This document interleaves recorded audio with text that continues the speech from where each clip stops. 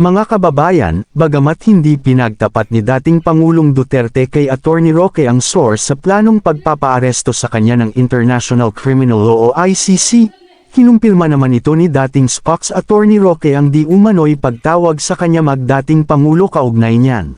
Binibigyan po ng kumpirmasyon na sinabi talaga sa akin yan ni dating Presidente Rodrigo Roa Duterte na anytime pwede siyang arestuhin.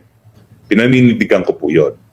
Pero nung tinanong ko siya, saan mo nakuha yung impormasyon na yan? Dahil nasa telepono lang kami nag-uusap, ang sabi niya, ay, hindi ko pwede sabihin dahil nasa telepono tayo. Okay? At ayon pa sa dating Pangulo, handa di umano niyang harapin ang ICC subalit hindi siya magpapahuli ng buhay. Ayon sa kanya 80 years old na daw siya at okay na siya. Harapin ko sila pero hindi nila ako makukuhang buhay.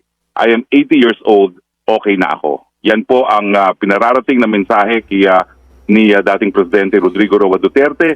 Hindi po siya natitinag, hindi po siya natatakot, pero sa mulat-mula ang sinasabi niya, hindi siya magpapahusga sa mga dayuhan. Ayon naman sa panig ng Philippine National Police ay hindi sila makikipag-cooperate sa ICC at hindi nila serve ang warrant of arrest kung meron man naman gagaling sa ICC. Huwag po kayo mag-alala ha. Matapos lumabas yung balitang yan, abay ang PNP nag-issue na ng statement.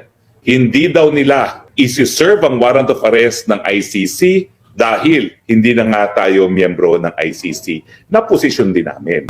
Ganun din ang palasyo na hindi sila makikiisa sa plano ng ICC dahil wala na tayo sa jurisdiction nito.